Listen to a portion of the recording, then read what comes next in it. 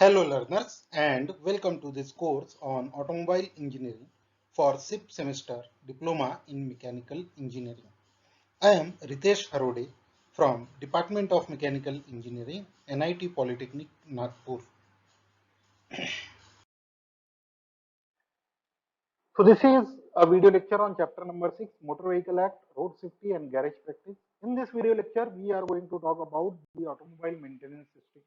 तो automobile maintenance system किस तरह से काम करता है, कौन से वर्कशॉप होते हैं, गैरेजेस होते हैं, वो किस तरह से काम करते हैं और ये ऑटोमोबाइल का मेंटेनेंस किस तरह से प्रोवाइड किया जाता है, वो हम लोग इस वीडियो लेक्चर में सीखेंगे। तो शुरुआत करते हैं लर्निंग आउटकम से। इस वीडियो के लर्निंग आउटकम के बारे में पहले बात करेंगे। After completion of this video lecture the learner will be able to, सबसे पहली चीज जो हम लोग सीखेंगे वो है define the given terms related to motor vehicle act. Different terms जो मोटर व्हीकल एक्ट से रिलेटेड है उसके बारे में हम लोग बात करने वाले हैं।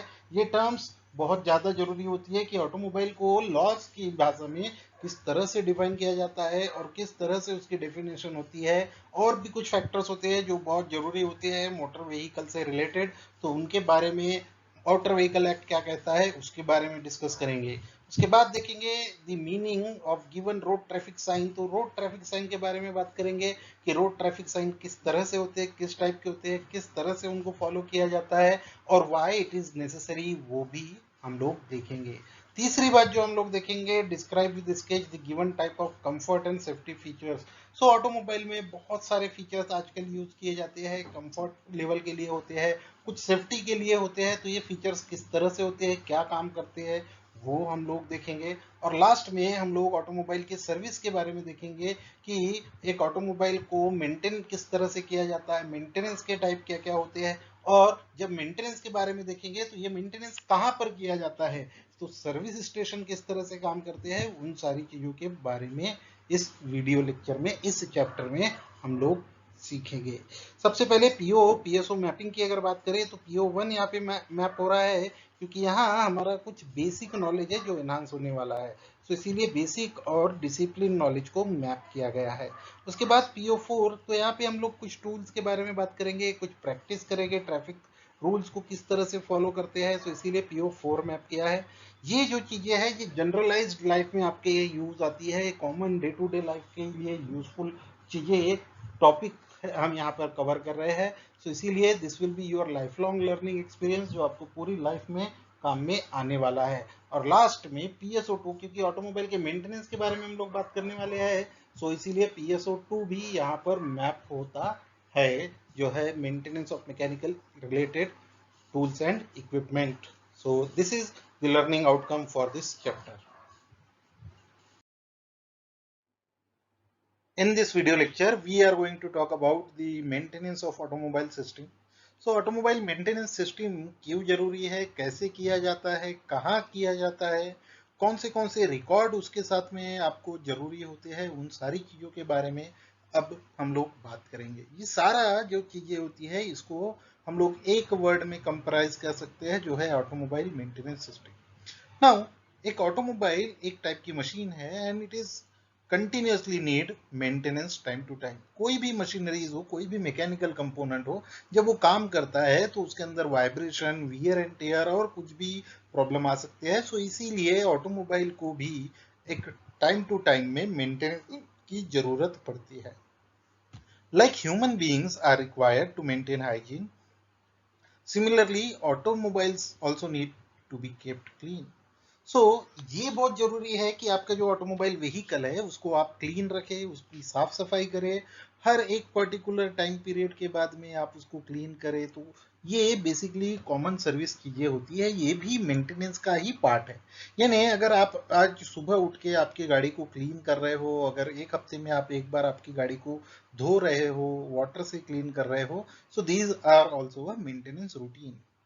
Automobile have to run on dirty roads and in polluted environment. तो ऑटोमोबाइल जहाँ पर काम करते हैं वो रोड खराब होते हैं, रोड हमेशा एक जैसा नहीं होता, कभी बारिश होती है, एटमॉस्फेरिक कंडीशन कंटिन्यूसली चेंज होते रहती है। तो ये हमेशा जो आपके एटमॉस्फेरिक कंडीशन चेंज हो रही है, इसके वजह से जो आपके व्हीकल है उसके ऊपर डर्ट, कचरा, कीचड़, ये सारी चीजें जमा होती है।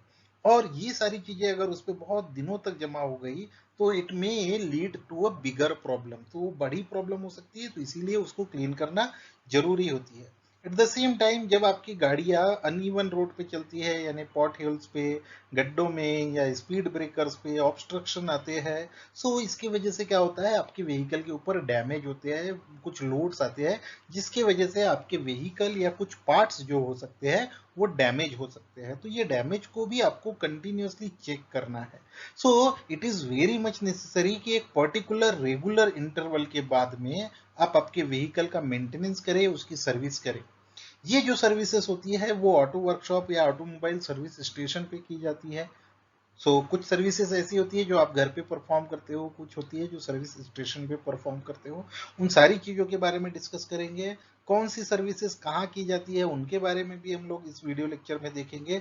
आइए शुरू करते हैं ये आज का वीडियो लेक्चर, और डिस्कस करेंगे कि ऑटोमोबाइल मेंटेनेंस कितने टाइप का होता है, कैसे किया जाता है, उन सारी चीजों के बारे में डिस्कस करते हैं। आई होप कि आपको इस स्लाइड से ये इंपॉर्टेंस ऑटोमोबाइल मेंटेनेंस सिस्टम का इंपॉर्टेंस क्या है वो समझ में आया है। तो पिछले वीडियो लेक्चर में हम लोगों ने देखा कि ऑटोमोबाइल मेंटेनेंस का इम्पोर्टेंस क्या होता है, ऑटोमोबाइल का मेंटेनेंस क्यों किया जाता है, कैसे किया जाता है, ये हम लोगों ने देखा। मेंटेनेंस के टाइप्स हम लोगों ने पिछले वीडियो में देखे हैं। अब देखते हैं कि एक ऑटोमोबाइल मेंटेनेंस सिस्टम किस तरह से काम करता है।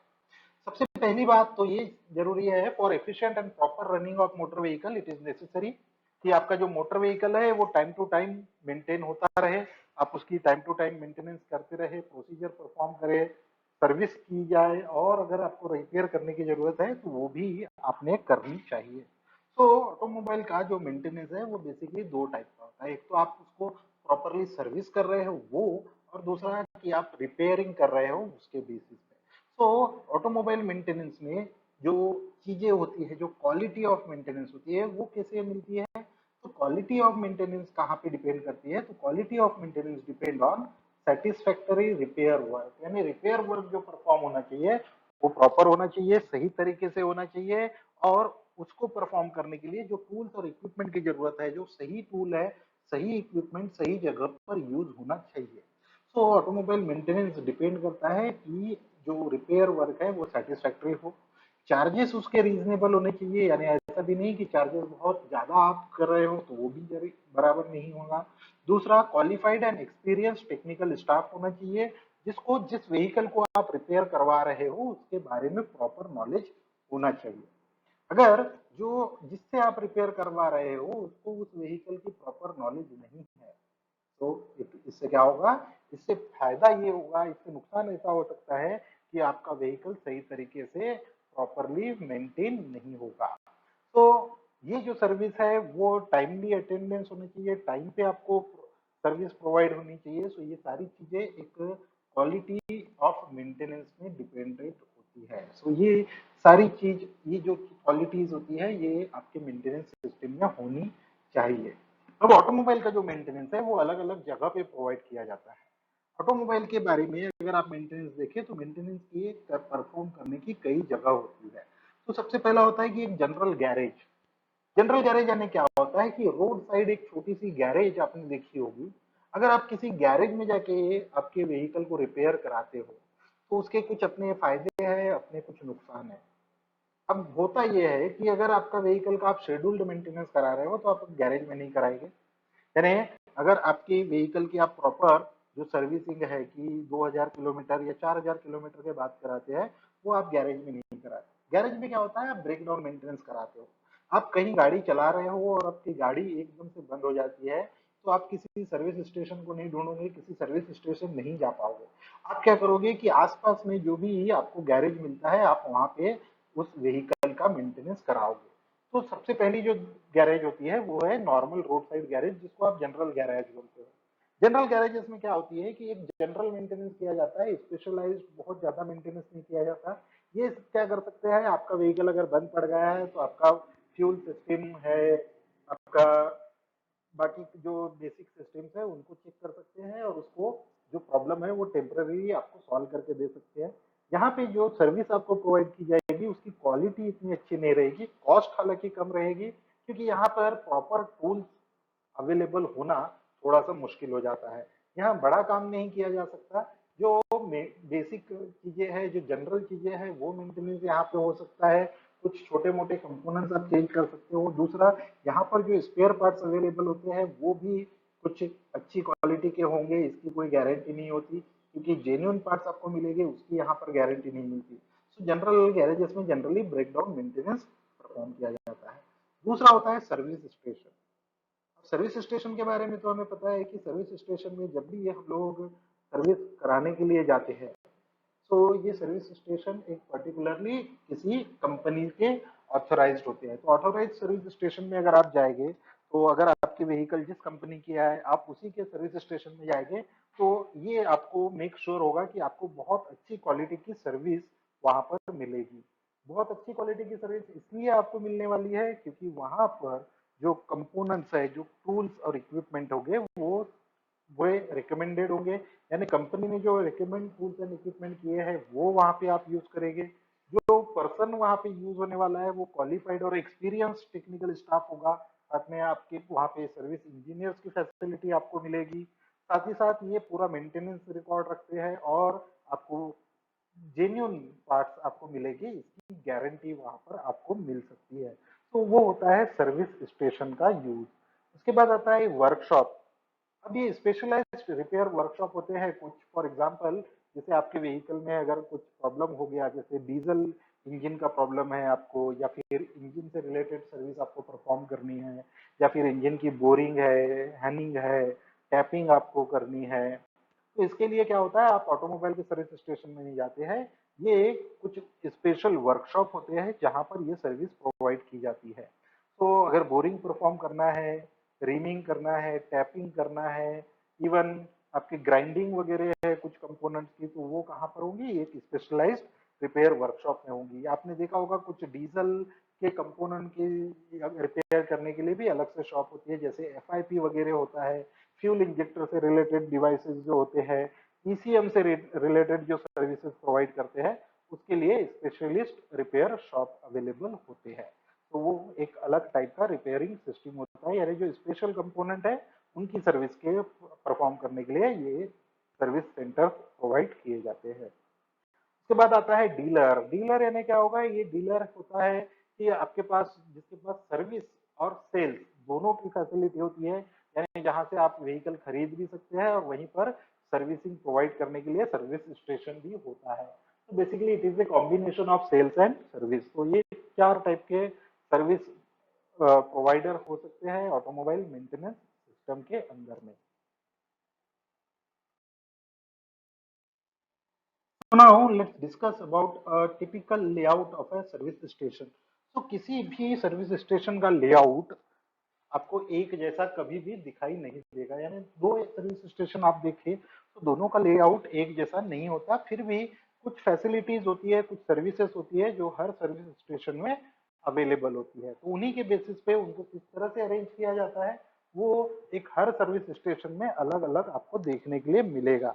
यहाँ हम लोग एक सर्विस स्टेशन के लेआउट के बारे में डिस्कस करेंगे, पर कभी ना कभी आपने कोई ना कोई सर्विस स्टेशन देखा होगा, तो वहां का जो लेआउट होगा उसके बारे में भी आप यहाँ पर सोच सकते हो इस पर्टिकुलर टॉपिक के लिए। तो यहाँ देखते हैं कि एक सर्विस स्टेशन किस तरह से होता है। तो यहाँ जो आप दिखाई दे रहा है कि एक सर्विस स्टेशन है, तो मेन रोड पे सर्विस स्टेशन इंक्लूड होना चाहिए। यहाँ पर एक गाड़ी के अंदर आने का रास्ता है और एक बाहर जाने के लिए गेट बना हुआ होता है। तो सबसे पहले जैसे ही आपने व्हीकल अंदर डाला, तो यहाँ पे एक टाइम ऑफिसर होता है, एक सिक्योरिटी काउंटर होता है जो आपके व्हीकल की एंट्री करता है, आप व्हीकल अंदर आता है। उसके बाद कस्टमर रिसेप्शन सेंटर आपको दिखाई देगा जहां पर आप व्हीकल की सर्विस कराएंगे। तो यहाँ पे आपका रजिस्ट्रेशन होगा सर्विस का, और उसके बाद में यहाँ पर आपके सर्विस का व्हीकल का इंस्पेक्शन किया जाएगा। तो यहाँ कस्टमर रिसेप्शन पर आपको एक सर्विस एडवाइजर की हेल्प मिलेंगी, जो आपको व्हीकल की सर्विस क्या करनी है क्या नहीं करनी है उसके बारे में आपसे डिस्कशन करेगा और आपका सजेशन प्रोवाइड करेगा। उसके बाद में यहाँ आपको अगर दिखाई दे रहा है तो न्यू व्हीकल का गोडाउन है। ये जो लेआउट आपको यहाँ पे दिखाई दे रहा है, ये एक ऑथोराइज सर्विस स्टेशन है। तो साथ ही साथ आपको यहाँ पे शोरूम की जगह भी दिखाई दे रही है। तो शोरूम भी होगा जहाँ पे आप व्हीकल परचेस कर सकते हैं, और उसके पीछे में ये पूरा जो एरिया है वो सर्विस के लिए दिया गया है। तो यहाँ पे एक बार आपकी गाड़ी जब व्हीकल आपने एक बार आपके सर्विस एडवाइजर को आपकी गाड़ी दे दी, आपने आपका वर्क ऑर्डर दे दिया, आपने बता दिया कि आपके व्हीकल में क्या क्या सर्विस करनी है, तो उसके बाद आपका व्हीकल यहाँ पर इस तरह से मूव करते रहेगा। तो यहाँ पे देखिए जनरल टूल्स के लिए अरेंजमेंट दिया है, वर्क फोर्स के लिए अरेंजमेंट दिया हुआ है, वर्क मैनेजमेंट है, यहाँ माइनर रिपेयर किए जाएंगे, मेजर रिपेयर के लिए जगह दिया है, ये वर्कशॉप के लिए जगह दी हुई है। यहाँ आपके व्हीकल को वॉशिंग करने के लिए है, कॉम्प्रेसर के लिए जगह दी हुई है, रिपेयरिंग व्हीकल्स है यहाँ पे कि आप जो व्हीकल्स रिपेयर हो रहे हैं उनको रखने के लिए जगह दी है। यहाँ पे पार्किंग प्लेस है आपके व्हीकल को पार्क करने के लिए, पेंट शॉप है जहाँ पे आपके व्हीकल का डेंटिंग और पेंटिंग से रिलेटेड काम यहाँ पर किया जाएगा। उसके बाद स्टाफ के लिए टॉयलेट, रेस्ट रूम की यहाँ पे अरेंजमेंट है, स्पार्क प्लग के टेस्ट के लिए मशीन, बैटरी चार्जिंग के लिए सिस्टम, इंजन रूम यहाँ पर आपको दिखाई देगा। तो इस तरह से अलग अलग फैसिलिटी आपको सर्विस स्टेशन में मिलती है। और उसके बाद यहाँ पर आपको कस्टमर को रिपेयर्ड व्हीकल यहाँ पे रखे जाएंगे जहाँ पर आप उन व्हीकल को वापस से कलेक्ट कर सकेंगे। यहाँ आपको कैशियर की भी अरेंजमेंट दिखाई दे रही है, जहाँ पर जब आपका व्हीकल आप पूरी तरह से रिपेयर हो जाएगा, आपका बिल पे करेंगे यहाँ पे, तब आपको आपका व्हीकल दे दिया जाएगा। तो इस तरह से ये एक लेआउट होता है सर्विस स्टेशन का, जो जनरली हम लोग फॉलो करने की कोशिश करते हैं। पर याद रखिए कि हर लेआउट आपको इसी तरह से दिखाई नहीं देगा।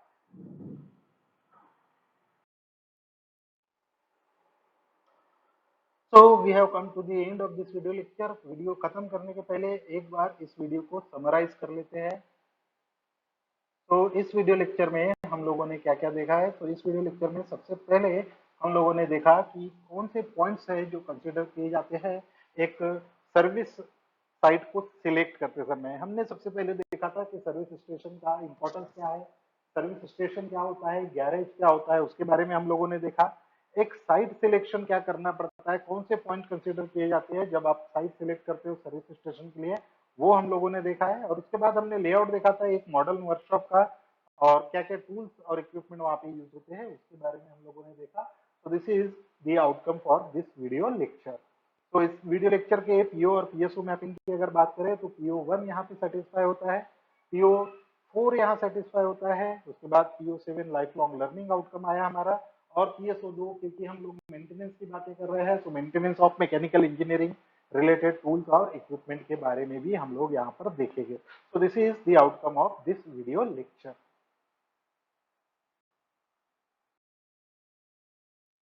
In the next video lecture, we are going to discuss about the different records which are kept in the service station, और उन रिकॉर्ड के बारे में देखेंगे। साथ ही साथ सर्विस स्टेशन पे काम करने वाले कुछ पर्सनल के बारे में देखेंगे, यानी सर्विस मैनेजर और सर्विस एडवाइजर किस तरह से काम करते हैं, उनके क्या क्या रोल्स होते हैं उसके बारे में देखेंगे। So keep learning till then, thank you.